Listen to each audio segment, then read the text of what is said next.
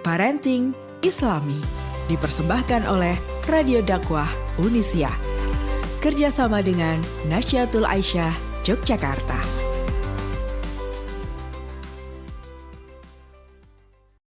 Assalamualaikum warahmatullahi wabarakatuh. Halo sahabat Unisia, berjumpa lagi dengan saya Qurrata Ayun.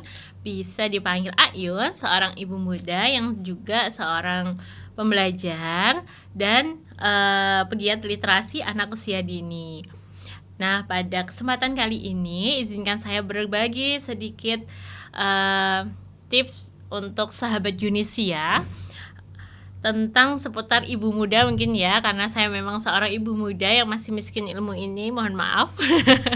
Nah, bagaimana menjadi ibu muda dan juga seorang pembelajar, yaitu mahasiswa.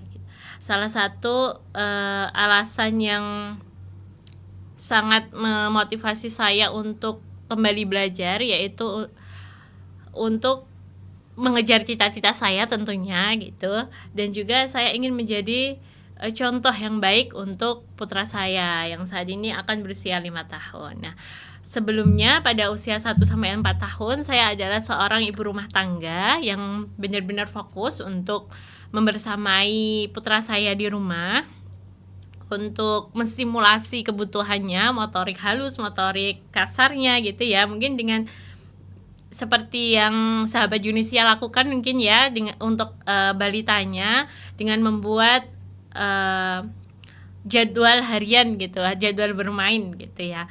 Setiap harinya bagaimana untuk kebutuhan motorik, lalu sensori, kemudian bahasanya harus kita penuhi setiap harinya. Mungkin bisa dijadwalkan gitu ya, agar lebih terarah.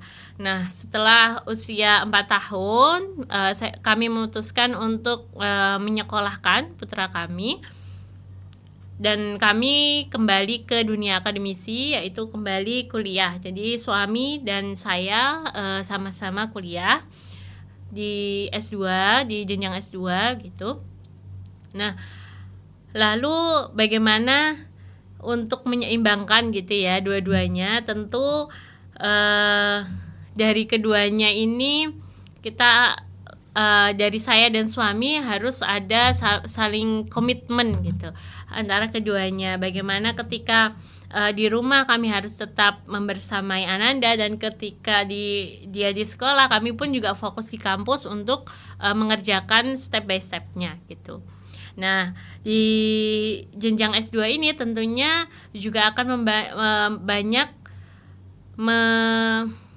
membutuhkan biaya ya tentunya gitu.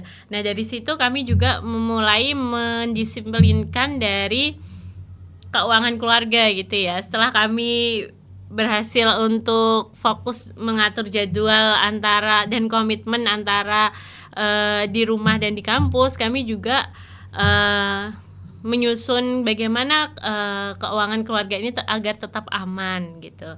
Nah, di situ tentunya banyak sekali pos-pos yang mungkin dulunya dikerjakan oleh orang lain, minta bantuan orang lain gitu. Akhirnya dari sini malah tumbuh sebuah keharmonisan dan kerjasama gitu antara satu sama lain, di mana juga mendidik putra kami untuk lebih mandiri gitu.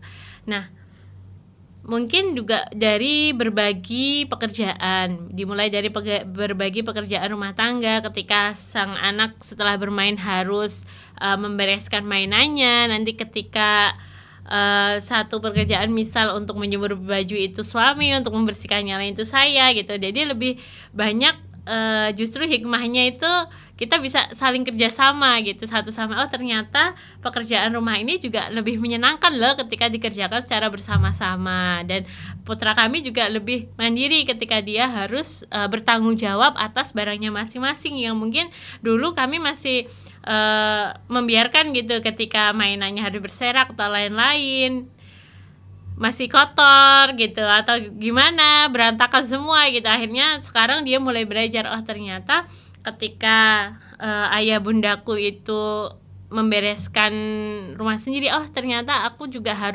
bisa loh membereskan mainanku sendiri, aku bisa loh mengalap tumpahan makananku sendiri atau menyapu sisa-sisa mainannya yang berserak begitu. Nah dari situ juga kita akan semakin semangat gitu. Wah gimana nih biar bisa tetap aman lah semuanya gitu ya. Ya aman keuangannya juga, aman kegiatan rumah tangganya gitu. Nah di kampus sendiri, ketika dulu mungkin di S1 masih bisa ya banyak ikut lomba. Kalau saya dulu di S1-nya ikut lomba karya tulis ilmiah gitu kebetulan. Nah, karena di S2 ini sekarang lebih banyak, mungkin banyak riset ya atau publikasi gitu. Saya bergabung di salah satu riset dosen begitu, dan menjadi salah satu asisten dosen di kampus. Nah, apa yang menginspirasi saya ini yaitu karena saya ingin tetap fokus di bidang akademik juga gitu. Bagaimana menjadi seorang pembelajar dan juga seorang pengajar ketika di kampus gitu. Nah, sebenarnya yang menguatkan ini adalah cita-cita itu tadi ya gitu. Jadi selain yang pertama tadi kita mengatur jadwal dan komitmen gitu antar anggota rumah tangga, juga mengamankan kantong kas kita ya, kantong keuangan keluarga gitu. Juga kita juga harus selalu berpegang teguh, karena ternyata di tengah jalan itu tidak sesederhana yang dibayangkan gitu, banyak liku-likunya gitu ya. Nah, bagaimana kita agar tetap konsisten nih? Oh, cita-cita saya ingin seperti ini, mungkin menjadi pengajar atau peneliti gitu. Nah, di kampus itu banyak sekali pasti ya fasilitas yang ada gitu. Jadi meskipun kita ibu muda, tapi ketika di kampus kita fullkan pikiran kita dan tenaga kita untuk di kampus, mungkin kita akan selalu ada di jalurnya gitu ya. Aku tuh punya cita-cita ini. Jadi ketika aku di sini, aku juga harus menjadi berusaha semaksimal mungkin gitu, menjadi ke arah yang apa yang kita inginkan gitu. Mungkin ketika ingin menjadi pengajar ya bagaimana kita di situ juga belajar menjadi pengajar yang baik seperti itu. Nah, yang terakhir nih, yang mungkin tips yang dibagikan yaitu bagaimana sebenarnya kita mengatur waktu kita sendiri ya. Itu juga sangat berat untuk saya sendiri juga ya, sahabat Junisia. Ternyata mengatur waktu itu menjadi challenge tersendiri juga gitu, karena ketika kita punya toddler, punya balita yang mungkin banyak dramanya ya, ketika harusnya memang jam segini itu jamnya sudah kita atur untuk bangun tidur, sarapan, siap-siap ke sekolah dan lain-lain, terkadang banyak juga dramanya gitu. Nah, yang saya rasakan kemarin yaitu ketika putra saya sakit gitu mungkin ya. Dan suami saya juga sakit, sempat di opnam gitu. Nah, ketika itu saya harus bagaimana ini, padahal saya harus masih aktif masuk di kelas begitu. Meskipun mungkin di kelas sekarang di jenjang S2 ini kan udah tidak ada minimal kehadiran, meskipun gitu tapi saya ngerasa eman sekali nih ketika saya ndak hadir, berarti ada ilmu yang hilang dong di situ gitu. Bersyukurnya saya bisa mengusahakan untuk dosen tersebut berkenan untuk hybrid atau bisa via online dan offline. Jadi teman-teman saya tetap offline di kelas dan saya menyimak kuliah dosen secara online. Nah, sebenarnya dari mengatur waktu ini juga selain tergantung kita, juga bagaimana kerjasama kita dengan teman sekelas kita atau teman ataupun dosen pengajarnya gitu. Nah, sebenarnya banyak yang bisa diupayakan atau trik-trik tersendiri untuk bisa mengatur jadwal selain membuat schedule harian. Dari saya pribadi, karena saya seorang ibu muda yang harus selesai nih, kapan nyuci, kapan nyapu, kapan nyiapin baju anak, makan anak dan lain-lain gitu ya. Jadi itu benar-benar harus di-reschedule, karena jika itu bubrah sehari itu, maka wah itu tugasnya juga nanti bubrah juga tentunya ya, ayah bunda dan sahabat Junisia. Mungkin yang teman-teman mahasiswa juga yang belum berkeluarga pun ini juga menjadi tips yang sangat ampuh ya, dengan membuat schedule harian dan capaian-capaian hariannya, yang mana sehari itu akan berbuat apa atau mengerjakan apa. Nah, itu yang harus dikerjakan gitu.